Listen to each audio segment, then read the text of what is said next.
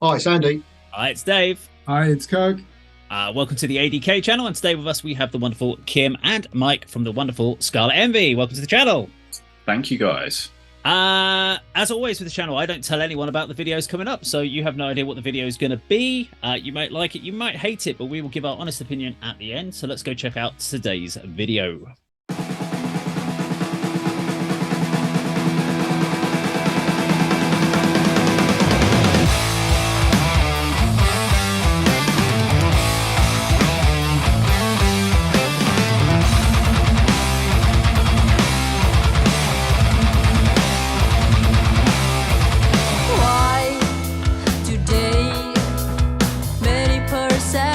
Have become toxic. Why today many people wear religion to kill the music? I feel like I am falling, pushed down, swallowed by the crowd.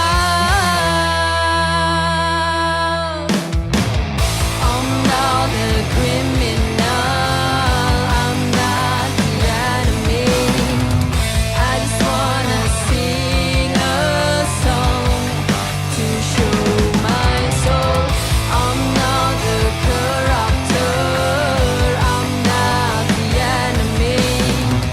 I just wanna sing a song to show my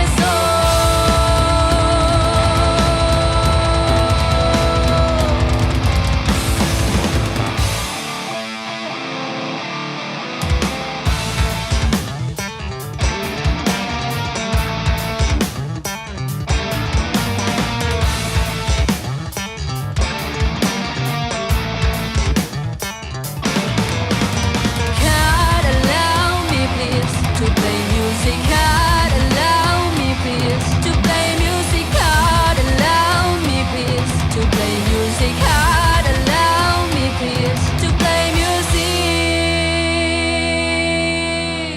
Why today many perceptions have become toxic? Why today idealizations are using our mind? I feel like I'm falling down in the deep hole of hatred.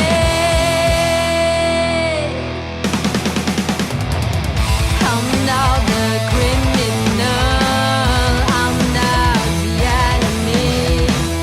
I just wanna sing a song to show my soul. I'm not the corrupter, I'm not the enemy. I just wanna sing a song to show my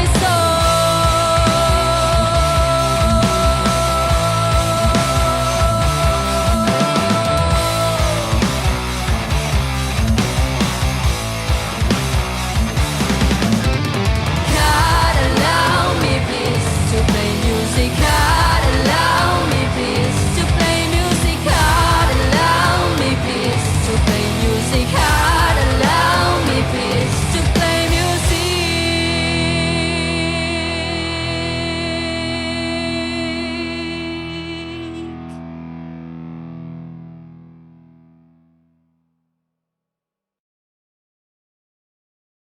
Okay, there we go. Now, before I tell you a little bit about the band and the track, does anyone want to have a crack or think they know who the band is? I was Not supposed to do a feature article on these. They're an Indonesian heavy metal trio. Are they called Voice of Baceprot or something like that? Voice of Baceprot. Baceprot, Yes, so perfect. they are from Indonesia, or you are correct. Indonesian trio of ladies. And the song was called God Allow Me Please to Play Music. And it's because they were told within their community that that's not their role of women to be able to play music. They are not allowed. They have to stick to raising children and being wives, and they are not allowed to have creative outlooks. And that's why they don't play that much within their own country. They had to actually move and play a lot abroad. And so this is their they're very political. They do a lot of political statements. They fight for women's liberty, is it liberties? Or women's freedom of rights, etc. So they're basically making a statement here about, because when they initially started doing music, they were getting threatens in their own country. So and that's why they've started playing a lot more abroad, and they've become very popular abroad. And yeah, I mean, obviously, all power to the ladies. But yeah, Kim and Mike, what did you think? Yeah, first. Yeah, I mean, obviously, I could feel that, like, being a woman, it's clearly very much there's that element of trying, but obviously don't face anything like to the degree that they will. So absolutely appreciate the message. Yeah, I actually really enjoyed it. I would check them out. I'm quite fussy, admittedly. I would happily check them out. I think the bass, that bass solo, fucking hell. And there was like a little drop. There was a little drop in there that sounded a bit musy towards the end. Okay. The only thing I would have liked was our vocals were really good, but I feel like there could be like an extra layer added in there. There's some backing missing. There's a few points where I thought, oh, if she could just nudge it a little bit higher in points or get a bit of backing behind that, they could just push that a little bit further. But yeah, I thought it was quite good, quite a good video. I didn't realise there's only 3 of them actually, because of the way they created that vibe. It was quite a good chunky sound. Oh, I really liked it. I think I would actually check them out. Give them a listen to see what else they do. Okay, Andy. Oh, sorry. I should ask Mike. Sorry, well, Kim normally speaks for you, so it's fine. Ouch! Where's the leave the chat? No, I really enjoyed that actually. Really, really meaty, chunky riffs. I love the use of the dis chords and like the sus chords. I thought Muse as well towards the end.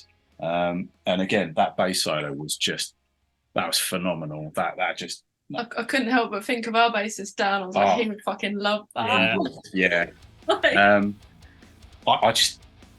thought the video was great as well, and power to them. It's good to see. It's really good to see a lot more females within the music industry, and the especially fact, metal as well. In rock and metal, and the fact that they are getting out there and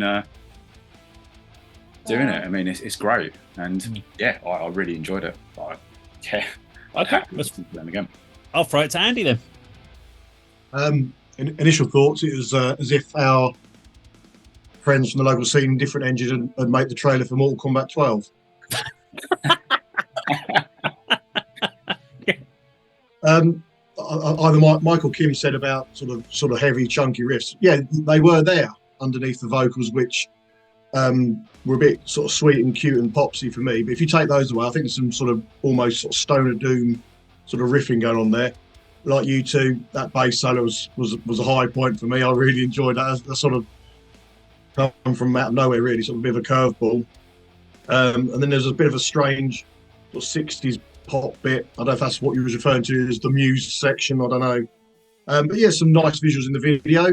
I didn't realise there's only 3. I thought it was probably a more, populated band than that. As you can probably guess, it's not really my sort of thing, but all credit to them, because they're obviously sort of up against some adversity in their country, and to try and do what they want to do and should be allowed to do. So credit to them for that. Okay. Kirk, your thoughts? On a musical level, the first third of that song was excellent. It had a classic Black Sabbath foundation, but with like an extravagant, almost AC/DC Van Halen type riffing, and then they soon lost that momentum because the song was really dominated about the lyrical message, and I understand that it's of great importance. So they're from Indonesia, which constitutionally is a secular republic, isn't it? But it's the second largest Muslim country on earth, and you've got the Aceh province in the north that actually does live under the rule of Sharia law. Now, I don't think this band are from there, but essentially, if they're getting death threats because a woman's place is to rear children, and let's be honest, she's a second-class citizen, then in the West, we would say that they are barbaric attitudes from a male-dominated society. The double-edged sword is they then come over to Europe and to North America, or the West, as we refer it to, and they now fall into a new stereotype where there are these really cute 4'11" women wearing the Islamic veil and then they're playing this really meaty heavy metal, you know, with like traditional hard rock in there. Great bass playing. Thought she was absolutely fantastic, almost Les Claypool sounded, wasn't it, that solo? And you're right, Dan from Scarlet Envy, who's a big fan of Primus, would have loved that. I just think that, like Kim pointed out there, the vocals started to run out of juice towards the end. I think there was an uplift in there that she should have been aiming for. And probably, was that bass player doing backing vocals at any point? So I think they do need the presence of another voice in that setup as a trio. Okay. Leaves it to me. Overall, wasn't a fan of the song. I have to be honest. It's I have to think of the message. So if this wasn't a band doing a message about their background, if I knew nothing about the background, instantaneous this song, I'd be like, it needs a lot of work. There isn't enough weight to the song. Needs more work on the vocals. It's got lots of good elements, like the bass bit we're talking about, and I like the fact they almost went into a kind of a ska pickup. There were variant bits in there, but there wasn't enough of it consistently to make me go, oh, I'd listen to that again.